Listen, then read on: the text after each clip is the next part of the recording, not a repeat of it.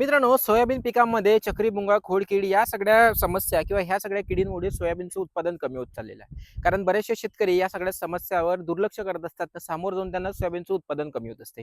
तर आजच्या या व्हिडिओमध्ये मी या समस्येवर कशा पद्धतीने निराकरण करायचं आहे ना, त्यासाठी तुम्हाला 4 ते 5 असे टेक्निकल सांगतो, ज्याचा वापर तुम्ही नक्कीच या समस्येला निराकरण करण्यासाठी करू शकता.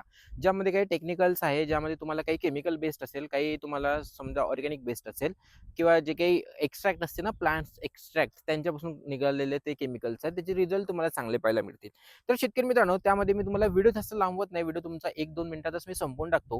कारण महत्त्वाची माहिती मी तुम्हाला देतो. त्यामध्ये तुम्हाला केमिकल्सचा वापर जर करणार असाल, म्हणजे एक 4 ते 5 टेक्निकल सांगतो. त्यापैकी तुम्ही कोणत्याही एका टेक्निकलचा वापर करा.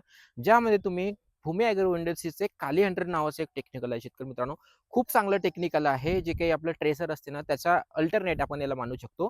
खूप सुंदर रिझल्ट असते. आपल्याला प्रतिपंप फक्त 10 ml या पद्धतीने याचा वापर तिकडे नक्कीच करायचा आहे. यामुळे तुम्हाला चांगल्या पद्धतीनं जे काही खोडकीड किंवा जे काही चक्रीमुंग आहे ना, त्याच्यावर नियंत्रण झालेलं पाहायला मिळेल. यानंतर तुम्ही शेतकरी मित्रांनो इकडे अलिका या नावाचं कीटकनाशकाचा वापर करू शकता. ज्यामध्ये आपल्याला थायमिथॉक्साम आणि लांबडा सायलोथ्रिनचं कॉम्बिनेशन पाहायला मिळते.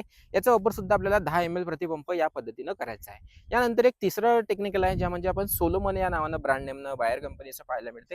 ज्यामध्ये बीटा सायक्लोथ्रिन प्लस इमिडाचं कॉम्बिनेशन आहे. हे सुद्धा चक्रीमुंगा खोडकीड नियंत्रणासाठी बरेचसे शेतकरी स्प्रे करत असतात. याचा वापर करत असताना आपल्याला 25 ml प्रतिपंप या पद्धतीनं करायचा आहे. आणि एक चौथा आहे, ज्यामध्ये शूटरचा वापर करत असताना सुद्धा आपल्याला 25 ते 30 ml प्रतिपंप या पद्धतीनं करायचा आहे. याचे सुद्धा रिझल्ट तुम्हाला चांगले पाहायला मिळतील.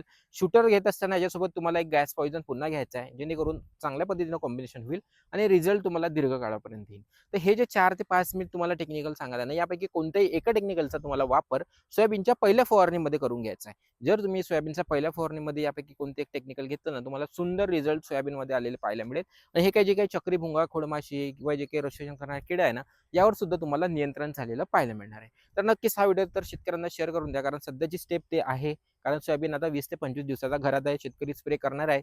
तर त्यांना ही माहिती पोहोचवा आणि असेच आमच्याशी जोडून राहा. धन्यवाद.